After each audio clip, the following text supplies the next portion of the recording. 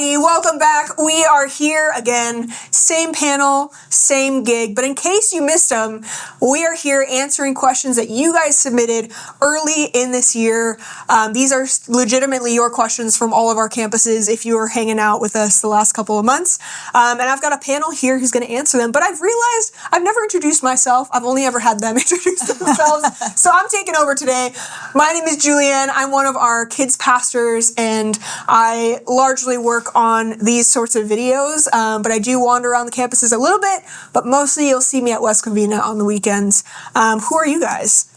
I'm Janae, and I can be found at the Rancho campus. I am a family pastor there, and what that means is I get to hang out with babies all the way up to seniors in high school, which is about 18 years old.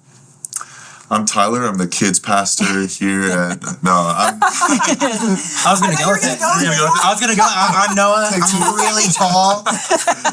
Yeah, I was going to go with it. I'm Noah. I'm the youth pastor over at Rancho, which means that Janae's kind of my boss, but not really. I'm his boss. It's more of like, she's more of like, just say his buddy. Yeah. Dang, dude. Well, I handle junior high and high school students. Tyler, who are you? I'm Tyler, and I'm one of the kids pastors, and I get to float around all the campuses, but you'll probably see me most at Westco, like Julian said. No, you'll probably see me most on YouTube. That's where you'll probably mostly see me.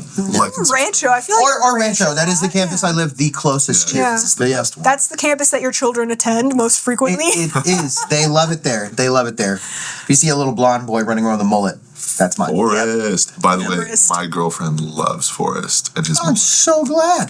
Yeah. He's a good kid. All right. Well, today's topic is life, as if that wasn't too broad. So hopefully you're ready to answer all these kids' questions about life. Starting with, how do I not lie all the time? What are your thoughts? Noah, you always start, so you have to stay silent. Don't do it. Yeah, don't. You know, what I was going to say is ladies first. Anyway. So, but thanks for interrupting me, Julianne. No, take it away, Janae. Well, I think it kind of goes back to our first week when we were talking about, I think it was the first week when we were talking about following Jesus. If you are lying and you, are doing it and you don't really care that you're lying, then that's going to be really hard to stop. True. But if you are feeling a conviction about it, then if you feel like it's really hard to stop lying, I would actually just pray and ask God to give you his strength to help you stop lying. And maybe even ask God to search your heart and find if there's something else that's adding to that's causing the lying. Maybe you're fearful of consequences that you're going to receive, and you're letting the fear actually get in the way of you telling the truth and being obedient to God. And actually, that's something that God's been teaching me recently is when I fear people and the consequences or the responses I'm going to get from people, I'm actually pleasing them over pleasing God. And so as I've grown in my faith, I want to please God way more than I please people. And so I'm choosing to die to myself and please God and receive that ramifications of what I'm trying to get out of. If it's if I did something that I knew was wrong and then I'm fearful of the consequences of it, so I'm going to own up to it now and receive those consequences. Yeah. Hot take, consequences are great. They're great. Controversial opinion. Yeah, unpopular opinion. Hot take, consequences are awesome. I side with that. Yeah, for sure. Yeah. I think the Bible also teaches very clearly that as we come to know Jesus more and grow in our relationship with God, the Holy Spirit does this work of changing us. It's called sanctification, but it changes us from the inside out. It changes our desire so that it makes it easier to stop things like lying and other sins. Yeah, and probably if you start obeying God in other areas of your life that are maybe less difficult, you might find that you have more strength to overcome the lying or whatever is your kind of big thing that you're wrestling with. So definitely the word is so powerful. If you find a verse that really reminds you to honor the truth and honor God with your life, Do not lie. The power of To the Ten truth. Commandments. The fact that truth is like a light that overcomes the darkness, and any of those lies of the enemy that are like, oh, like if you tell the truth, you're going to get in trouble, like that consequence of the fear of man. Reciting those Bible verses can be really key. Talking to God about what you're feeling, talking to Him about your fears, that can be really helpful. Also, your parents and your leaders. Talk to them too. Accountability from your community is so important. They want to help you. 100%.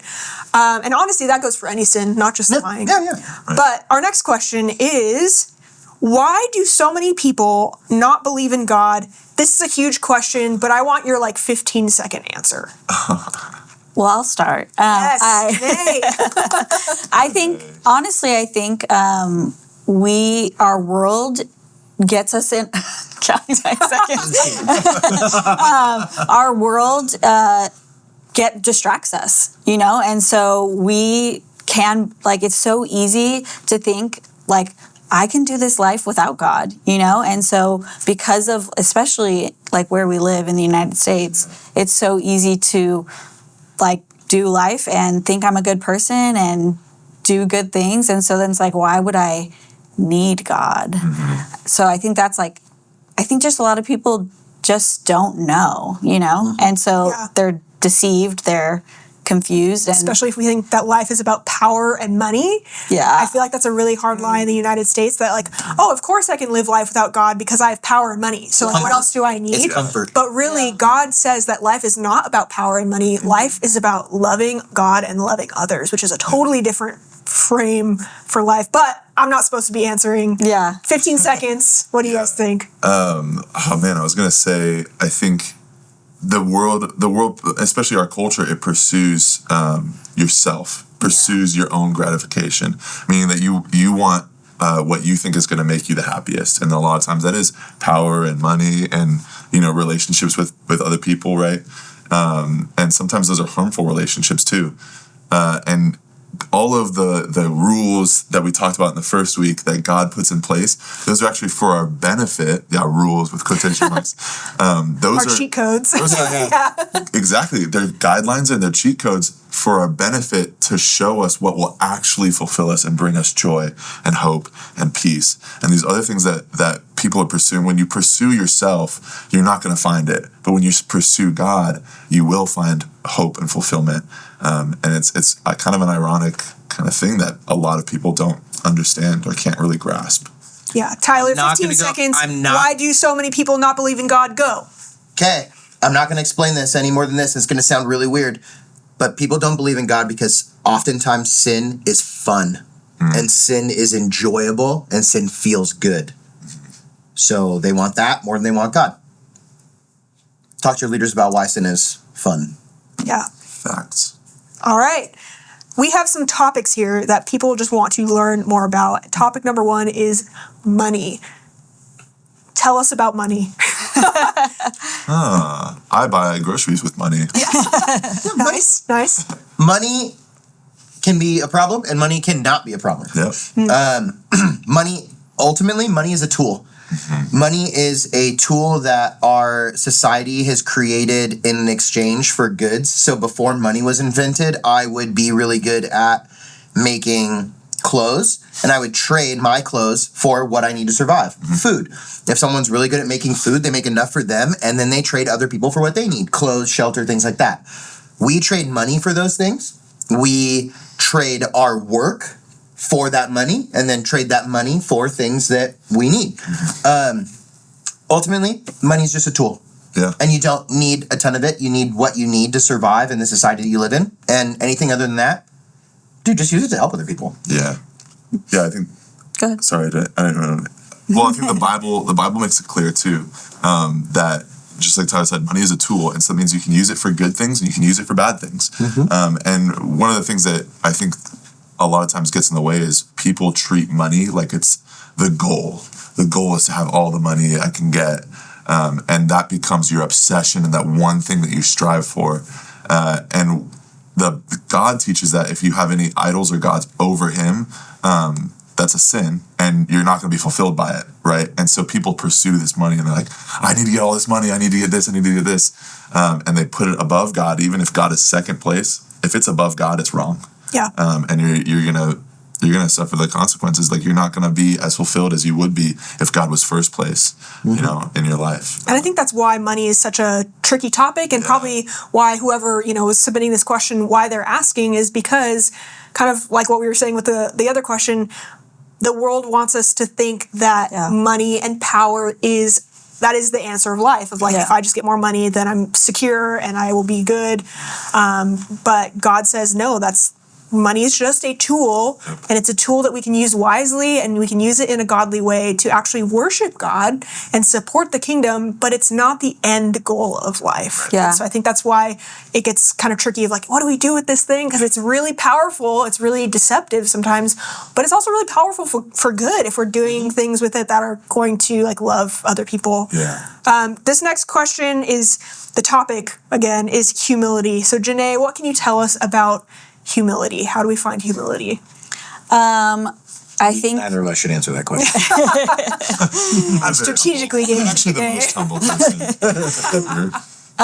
humility, I think, I mean, it's just like contrary to the first question of like, this world wants, like Noah had answered, this world where we live, they want you to think it's all about you, right? But humility is what truly, like the biblical context of it is like when you focus everything on God, right? When all your focus is God, right? You recognize everything that you have, all the strength you have, all the money you have, all of the abilities you have, they really came from God. He's the ultimate provider. And so it obviously, as humans, we are selfish. And so no one is as humble as God. Like, you can't be. But to strive for that humility, continue to just go back to focusing on God and glorifying Him. And so for me, what that looks like in my life is starting my day with God and recognizing my day is not going to go great unless I first focus on Him. And I can just attest to the fact that when I don't start my day with God, I'm operating in myself, and then the focus is all on me. Yeah, like my plans for my day are better than God's plans for my day. So I'm just going to do it my way, and then it doesn't go very well. Yes. Yeah, exactly. You But yeah. end up injured and broke. Yeah. Injured and broke. Yeah. But yeah, just focusing on God. And it sounds like a simple answer, but it's also hard to do. Because we're humans. Yeah, and honestly, that's about the end of our time, but this whole topic of life that we're talking about today, I feel like so many questions about life can just be answered with this humility question of like, if God is truly first in your life, He's your first priority, you are defining your life and your success and who you are and who others are based on God before anything else. That will probably answer all of your life's questions in a way that honors. Yours going to be great. Yeah. So, any other questions about life? No need to discuss them in your community groups right now. Just think about God. Just kidding. I know you guys have more questions. Feel free to discuss, and we will see you next week.